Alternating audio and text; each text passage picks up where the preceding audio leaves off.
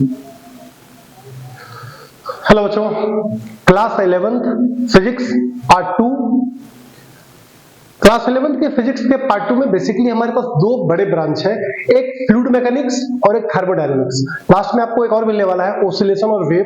लेकिन अगर हम कंपेयर करें थर्मोडायनेमिक्स और फ्लूइड मैकेनिक्स में, तो फ्लूइड मैकेनिक्स थोड़ा बड़ा है, क्योंकि फ्लूइड मैकेनिक्स में हम लोग तीन पार्ट रखे हैं। पहला पार्ट लिक्विड एट रेस्ट या fluid at rest, second part है आपका विस्कोसिटी और थर्ड पार्ट है सरफेस टेंशन। इन तीनों पार्ट में कुछ कुछ बड़े बड़े टॉपिक है, जैसे एसेंट फार्मूला हो गया, बर्नूलिस थ्योरम हो गया, कैपिलरिटी राइज हो गया, ये कुछ बड़े फार्मूला मतलब कुछ बड़े टॉपिक है हमारे।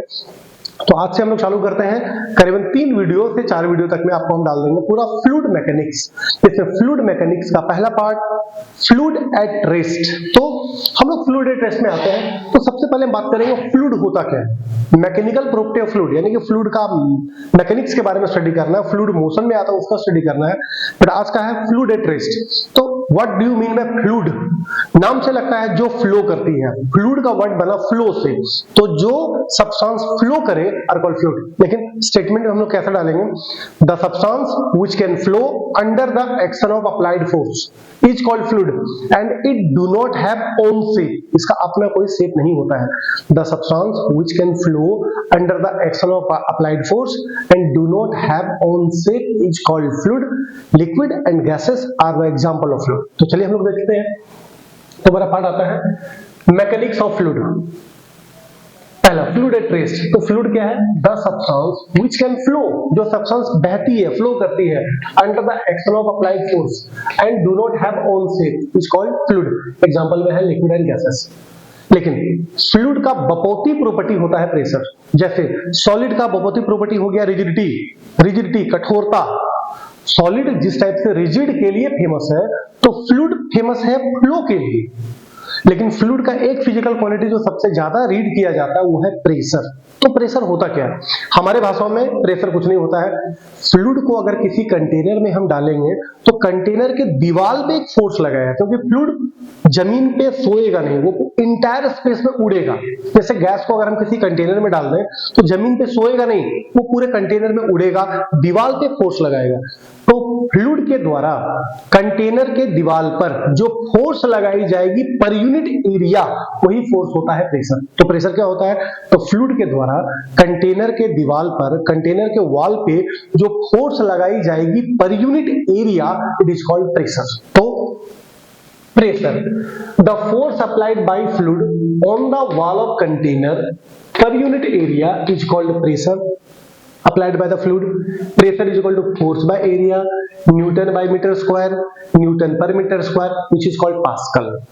और इसका डायमेंशन आप निकाल सकते हैं। फोर्स का डायमेंशन आपको मालूम है mlt-2, और नीचे l स्क्वायर आएगा, एक l एक l से कटेगा तो m1 l - 1 t-2। ऐसे प्रेशर के तो ऐसा यूनिट पास्कल है, बट इसके अलावा बहुत सारे यूनिट हम लोग यूज करते हैं, एटीएम, बार, टॉर, पास्कल, psi। लेकिन सबके बीच में कन्वर्सन भी है, वो हो सके हम आपको कहीं कन्वर्सन आज डाल देंगे कि सबके बीच में कन्वर्सन हम कैसे करें। अगला थ्रस्ट क्या होता है? देखिए, थ्रस्ट एक फिजिकल क्वांटिटी है, बट थ्रस्ट को आप थ्रस्ट ना समझे, इसको फोर्स समझे तो भविष्य के लिए ज्यादा बेटर है। थ्रस्ट फोर्स ही होता है, थ्रस्ट फोर्स होता है, यूनिट इसका न्यूटन होता है। The total force applied by fluid, the total force applied by fluid on any surface in contact.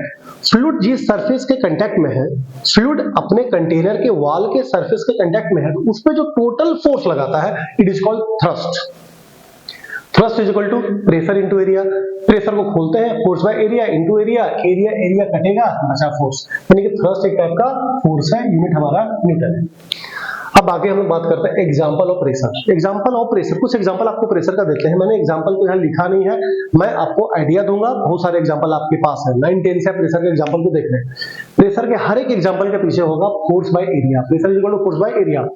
Area कम प्रेशर ज्यादा, एरिया ज्यादा प्रेशर कम। Pressure inversely proportional to area. जैसे पेन को लीजिए, अब पीछे से अपने हाथ पे अगर हम लोग दबाएं और एक खोल के नीब से अगर दबाएं, तो नीब से ज्यादा दबेगा, आपको ज्यादा चुभेगा। मतलब नीब का एरिया कम है तो प्रेशर ज्यादा लगा देगा, और अगर हम ढक्कन बंद करके दबाएं तो एरिया ज्यादा हो गई, प्रेशर कम होगी। पेन का एग्जांपल आप देख रहे हैं। दूसरा बैग, आप अपने स्कूल बैग का शोल्डर के पार्ट को देखिए, शोल्डर जहां पे आप टांगते हैं वो एरिया बड़ा है, जबकि नीचे जो पार्ट है वो छोटा है, क्योंकि शोल्डर पे जो पार्ट है उसका एरिया बड़ा रहेगा तो प्रेशर कम लगेगा, इसलिए इस पार्ट को मोटा बनाता है। एरिया कम प्रेशर ज्यादा, एरिया ज्यादा प्रेशर शोल्डर पे कम लगेगा। अगला कैमल, हम लोग अगर बालू पे चल रहे तो चलना थोड़ा मुश्किल, लेकिन ऊंट चले तो चलना आसान, क्योंकि ऊंट का पैर का एरिया ज्यादा है, एरिया ज्यादा वो प्रेशर कम लगाता है, और हम लोग का पैर का एरिया कम है, हम लोग प्रेशर ज्यादा लगाते हैं, हम लोग धंसते हैं। अगला बकेट, बकेट में देखोगे आज जो प्लास्टिक का बकेट हमारे पास चलता है उसका हैंडल होता है तार का, और उसका एरिया काफी कम है। अगर बाल्टी भर के हम लोग पानी उठाते हैं तो हमारा हाथ पूरा कटने जैसा लगता है, पूरा रेड रेड पूरा दाग हो जाता है, मतलब एरिया कम है, हमारे हाथ पे प्रेशर ज्यादा लगाती है। और उसी में अगर एक कपड़ा लपेट के अगर हम लोग पकड़े उठाना आसान हो जाएगा, एरिया बढ़ा देंगे। चेयर, आप अगर सोफा पे बैठे तो ज्यादा आसान, बेड पे चले जाएं तो और आसान, एक कुर्सी पे बैठे तो थोड़ा दिक्कत, और एक पटरा पे बैठे तो और दिक्कत। यानी कि पटरा का एरिया सबसे कम, प्रेशर ज्यादा, कुर्सी का एरिया थोड़ा ज्यादा, प्रेशर कम, सोफा का एरिया और ज्यादा, प्रेशर और कम, बेड का एरिया और ज्यादा, प्रेशर और कम। यानी कि बार बार वही हो रही है, एरिया कम प्रेशर ज्यादा, एरिया ज्यादा प्रेशर कम। तो all these are example of, तो यहाँ पर मैंने इशारा किया है चेयर का एग्जांपल, बकेट का एग्जांपल, कैमल का, बैग का, पेन का, आप यहां से एक्सप्लेन करके लिख सकते हैं। Next, very very important, pressure applied by liquid column. एक लिक्विड कॉलम के द्वारा क्या प्रेशर लगाई जाती है, तो इसके लिए सबसे पहले एक फोटो आपको देखना होगा। मैंने एक कंटेनर लिया filled with liquid of density रो, इसमें जो लिक्विड मैंने डाला है, या पानी डालूं या कोई भी लिक्विड डालूं, उसका डेंसिटी मैंने लिया रो। इसमें कॉलम कंसीडर किया, ध्यान दीजिए ये कोई डब्बा नहीं है, कोई कंटेनर नहीं है, मैंने लिक्विड में कॉलम कंसीडर किया, इसको बोलते हैं कॉलम, इसको बोलते हैं row, it is column, column आई हॉरिजॉन्टल को बोलते हैं रो। तो लिक्विड में ही मैं एक कॉलम कंसीडर कर लिया हूं जिसका हाइट h है और एरिया a है। तो हमको देखना है इस कॉलम के द्वारा क्या प्रेशर लग रही है। थोड़ा सा लैंग्वेज रखते हैं, let a container filled with liquid of density rho, a column of liquid considered of height h and area a। तो निकालना है प्रेशर एग्जर्टेड बाय कॉलम कितना है। So the pressure applied by fluid, pressure is equal to force by area, force को कर दीजिए mg, force को mg, नीचे एरिया को छोड़ दें, एरिया को छोड़िए, g को छोड़िए, और मास के जगह पे एक फॉर्मूला आपके पास है, density is equal to mass by volume. तो mass is equal to density into volume, तो जहां मास है वहां पे हमने रख दिया डेंसिटी इनटू वॉल्यूम। अब वॉल्यूम की जगह पे कर देते हैं एरिया इनटू हाइट, वॉल्यूम की जगह पे एरिया इनटू हाइट, तो वॉल्यूम की जगह पे कर दिया एरिया इनटू हाइट। अब इस एरिया को इस एरिया से अगर हम काट दें तो मिला P is equal to rho ji H, जहां रो है डेंसिटी ऑफ लिक्विड, G तो G है ग्रेविटेशनल एक्सेलरेशन, H आपका हाइट है। यानी कि pressure exerted by liquid column it depend upon density of liquid and height. Liquid की density जितनी ज्यादा होगी प्रेशर उतनी ज्यादा होगी, और हाइट जितनी ज्यादा होगी प्रेशर उतनी ज्यादा होगी। नेक्स्ट एक बात करते हैं, अब हमारा ब्लड प्रेशर कहां ज्यादा होता है, पैर में कि सर में? तो जवाब है blood pressure of human being is greater at feet than at the brain, क्योंकि अगर फीट पे देखते हैं तो फीट पे हमारे ब्लड का हाइट सबसे ज्यादा है और ब्रेन पे हाइट कम है, तो हमारा ब्लड प्रेशर जो है पैरों में सबसे ज्यादा होती है बजाय ब्रेन के। और हम लोग अगर देखें तो ब्लड प्रेशर को हम लोग मेजर करते हैं mmHg में, हम अपना ब्लड प्रेशर मेजर करते हैं mmHg में, और उसके लिए जो नॉर्मल इंसान का डाटा होता है 120/80, तो 120/80 क्या डाटा इंडिकेट करता है, ये नॉर्मल प्रेशर दिखाता है। इसका मतलब क्या है, 120 को कहते हैं सिस्टोलिक और 80 को कहते हैं डायस्टोलिक प्रेशर।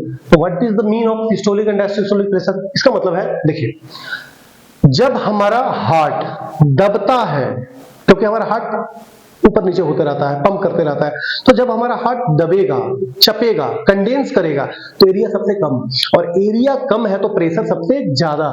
इस समय ये पंप करने को रेडी है, तो जब एरिया कम है तो प्रेशर सबसे ज्यादा है, और इस केस में पंप करेगा तो पूरे वेन तक हमारा ब्लड को पहुंचा देगा, तो उस समय प्रेशर को कहेंगे सिस्टोलिक प्रेशर।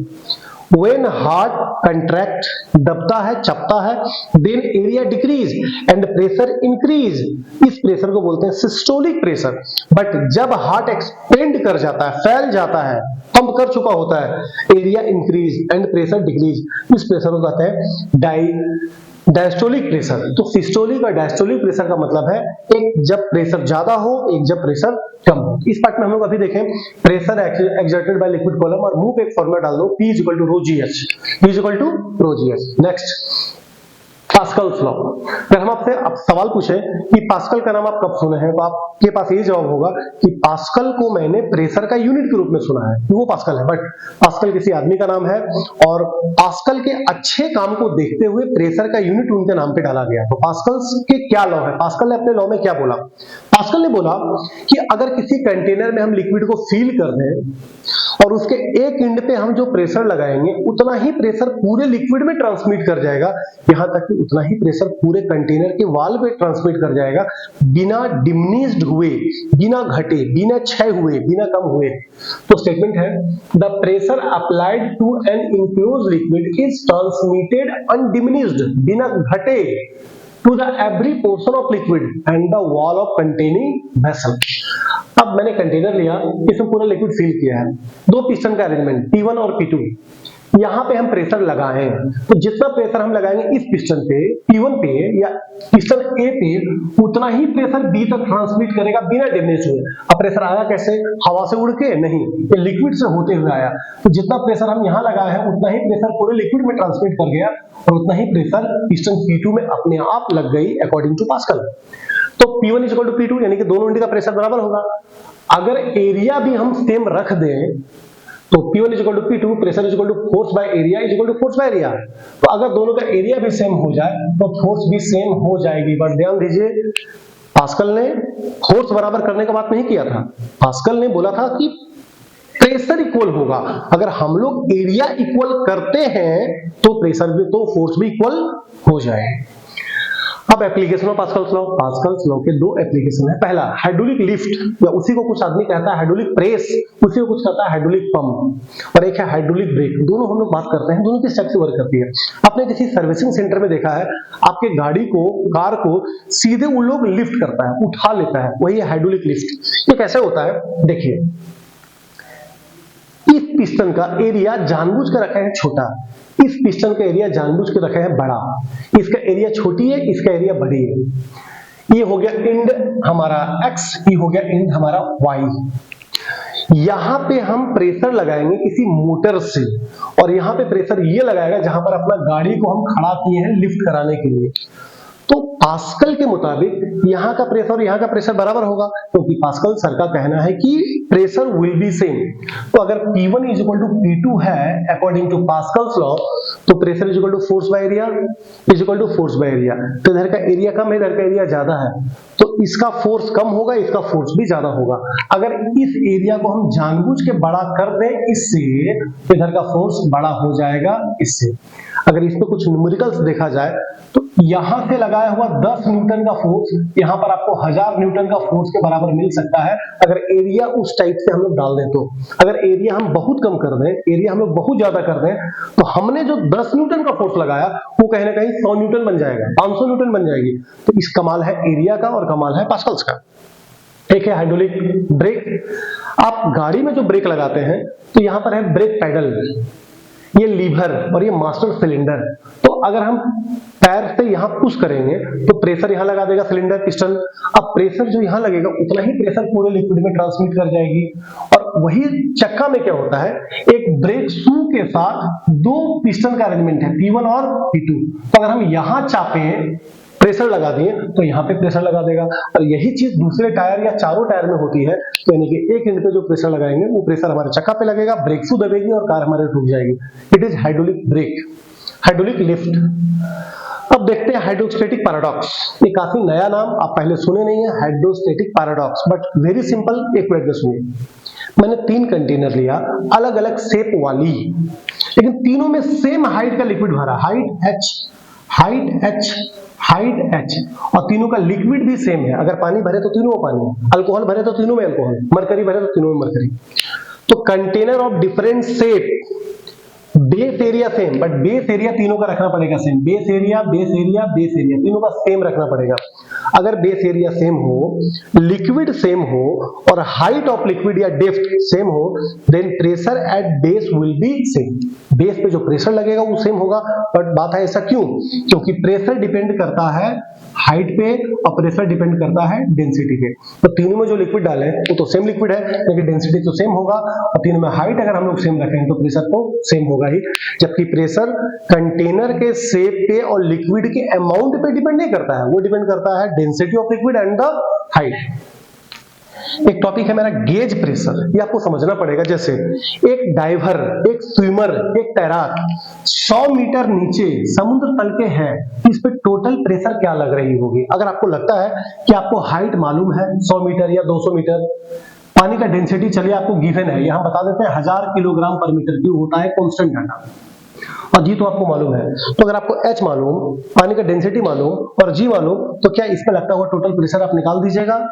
तो जवाब है हाँ, आप निकाल सकते हैं, बट ये आंसर होगा गलत, क्योंकि आप जो प्रेशर निकालोगे ये होगा सिर्फ इसका प्रेशर, जबकि इस पे तो एटमॉस्फेयर भी तो प्रेशर लगा के रखा है। अब जैसे अब हम बात करें कि इस हाथ पे मैं एक कपड़ा डाल दूं और कपड़ा पे ये पेन डाल दूं, तो क्या मेरे हाथ पे सिर्फ कपड़ा का प्रेशर है कि पेन का भी?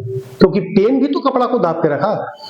तो इस आदमी पे जो प्रेशर लग रहा होगा स्विमर पे, ये होगा ρgh प्लस P1, क्योंकि P1 दबा रहा है सरफेस को और यहां का प्रेशर आप निकाल रहे हैं, यानी कि इस पे लगता टोटल प्रेशर को हम मान रहे हैं P2, और P2 इज इक्वल टू होगा P1 प्लस ρgh। अब P1 किसका प्रेशर है? एटमॉस्फेयर का। तो P2 is equal to P1 plus ρgh। तो अगर हम P2 में P1 घटा दें तो जो प्रेशर डिफरेंस बिटवीन 2 पॉइंट का हो गया, this is called gauge pressure. This is called gauge pressure. G-A-U-G-E, gauge pressure. The pressure difference between 2 points is called gauge pressure. आगे चलते हैं। Next and liquid at rest का very important topic, Archimedes principle. 10th में आप सुने हैं, और 10th में आप स्टेटमेंट सुने हैं, हम यहाँ पर आपको प्रूफ करते हैं। आर्किमिडीज का क्या कहना है? आर्किमिडीज सर का कहना है कि अगर हम किसी बॉडी को होली या पार्सली, अगर किसी वस्तु को आंशिक रूप से या पूर्णतः किसी लिक्विड में इमर्स कर दें, तो वो अपना कुछ वेट लॉस करेगा। उसके द्वारा लॉस किया गया वेट उतना ही होगा जिस वेट का लिक्विड वो डिस्प्लेस करेगा। एक बार और, अगर हमने किसी वस्तु को पूर्णतः या पार्सली लिक्विड में इमर्स किया तो वो कुछ अपना वेट लॉस करेगा, तो उसके द्वारा लॉस किया गया वेट उसके द्वारा डिस्प्लेस किए गए लिक्विड के वेट के बराबर होगा। एक बार सुनते हैं।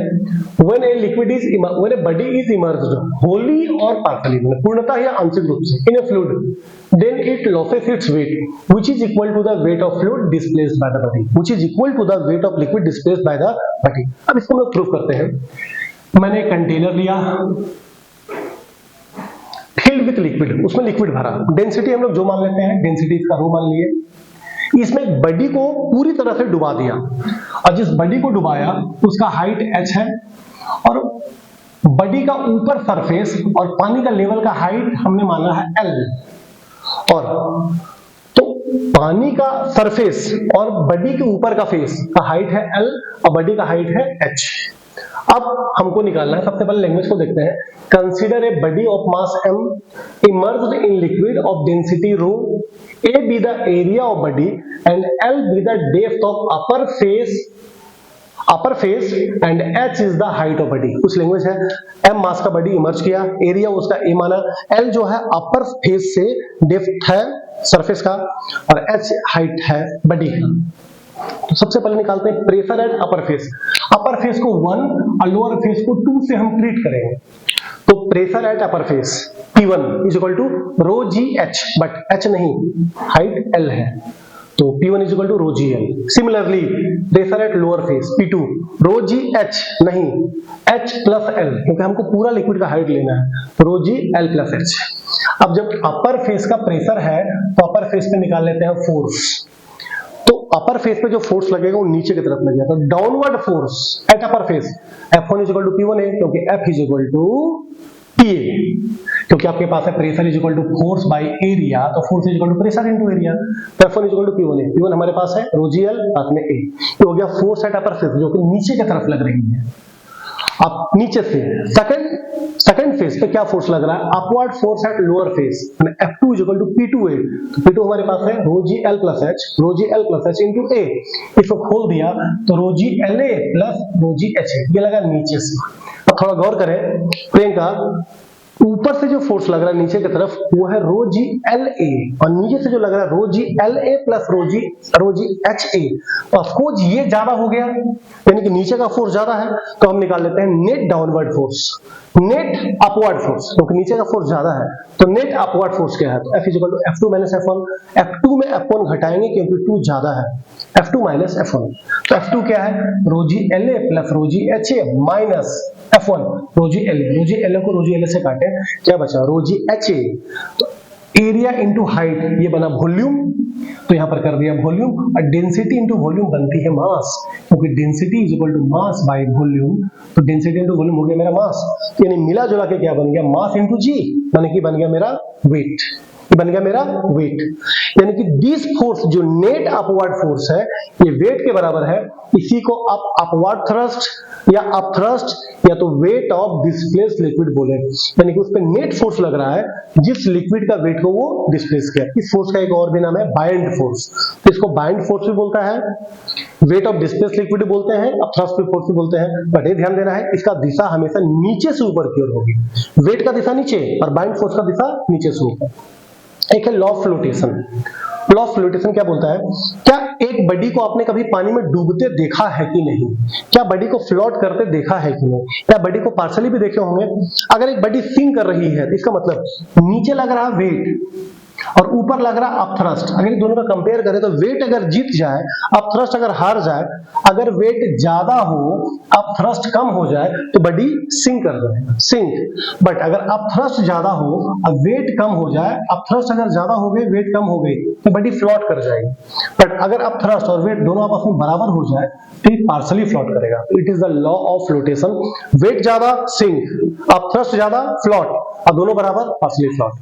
नेक्स्ट, हम लोग एटमॉस्फेरिक प्रेशर निकालते कैसे हैं, हम लोग एटमॉस्फेरिक प्रेशर निकालते हैं बैरोमीटर से, जिसमें भरी होती है मरकरी, और मरकरी का डेंसिटी हमको मालूम है, उसको सी लेवल पे जाके अगर हम खोलें, अगर उसका मरकरी का लेवल 76 सेंटीमीटर 76 सेंटीमीटर अगर उठता है तो हम लोग प्रेशर को नॉर्मल मानेंगे, पर अगर 76 से ज्यादा कम होगा तो प्रेशर आपका नॉर्मल नहीं है। तो वो निकालने के लिए बैरोमीटर यूज करते हैं, सी बैंक पे जाते हैं, सी लेवल पे जाते हैं, और हाइट 76 सेंटीमीटर उठ रही है तो everything is normal, pressure is normal. Mercury का डेंसिटी आपको बता रहे हैं 13.6 इंटू 10³ किलोग्राम पर मीटर क्यूब, तो आप लगा दीजिए P equal to rho ji H, तो P इक्वल टू रो कितना density of mercury 13.66 into 10³ G कितना 9.8, और हाइट कितना उठा 76 सेंटीमीटर, बट इसको मीटर में कन्वर्ट करना है 76 इंटू 10⁻²। जब सबको सॉल्व करेंगे तो आएगा 103.10132 पूरा सॉल्व करेंगे तो इतना पास्कल आएगा या न्यूटन पर मीटर स्क्वायर आएगा। पर गौर कीजिए 101,325, बट इसको डेसिमल में लिखे तो 1.01325 इंटू 10⁵ पास्कल, जो कि 1 एटीएम के बराबर होता है, यानी कि हमारा नॉर्मल प्रेशर 1 एटीएम है, और अगर उसको ऐसा यूनिट पास्कल में देखें तो 1.01325 इंटू 10⁵ पास्कल होगा। जाते जाते कुछ डेंसिटी आपको हम देते हैं, डेंसिटी ऑफ पानी 1000 किलोग्राम पर metre cube, density of mercury 13.6 into 3 kilogram पर मीटर क्यूब, पर एक और जो हमारे मुंह में है डेंसिटी ऑफ केरोसिन 0.82, जिसकी डेंसिटी जितनी ज्यादा होगी उतनी मोटी होगी, ठीक होगी, चिपचिपी होगी, और जिसकी डेंसिटी जितनी कम उतनी पतली होगी। अब जैसा कि आपको शुरू में मैंने बोला था, मैं प्रेशर का सारा कन्वर्सन आपको देता हूं, तो अगर ये आप रख लेते हैं तो जिंदगी में कभी प्रेशर कन्वर्सन में तकलीफ नहीं होगा। वो है 1 ATM is equal to 1.01325 bar, which is equal to 1.01325 into 10⁵ pascal, which is equal to 760 mmHg, which is equal to 760 torr, which is equal to 13.6 psi, 13.6, वहां देखो 13.6 है कि 13 पॉइंट कुछ अलग है, 14.696 psi। तो अगर ई हम रख लें तो जिंदगी में कभी प्रेशर कन्वर्सन में तकलीफ नहीं होगा, सारा यूनिट है। लेकिन जब बोर्ड पे लिखिएगा या कॉपी में तो एक लाइन में लिखिएगा, नीचे करके नहीं। मेरे पास जगह नहीं था तो मैंने नीचे लिखा मुंह से इस टाइप से 1 ATM is equal to 1.01325 bar, which is equal to 1.01325 into 10 to the power 5 Pascal, which is equal to 760 mmHg, which is equal to 760 torr and which is equal to 14.696 psi। तो sir psi का नाम हमने नहीं सुना है, कहाँ पे use होता है? जब भी गाड़ी के चक्का में आप हवा भरते हैं तो वो psi में मेजर होता है। जब अपना एसी में या फ्रीज में कोई हवा भरने के लिए आता है, गैस भरने के लिए आता है, तो psi में यूज करता है। बाकी टॉर तो बहुत रेयर यूज होती है। आपका ब्लड प्रेशर मेजर होता है mmHg में, एसआई यूनिट तो हमारा पास्कल है। बार में हम लोग न्यूमेरिकल ज्यादातर बनाते हैं और एटीएम तो हमारा नॉर्मल है, बात करने के लिए एटीएम यूज करते हैं, न्यूमेरिकल के लिए। तो ये आपका पहला पार्ट था liquid at rest. Second part हम फ्लूइड में मिलेंगे जो रहेगा मेरा विस्कोसिटी। Thank you.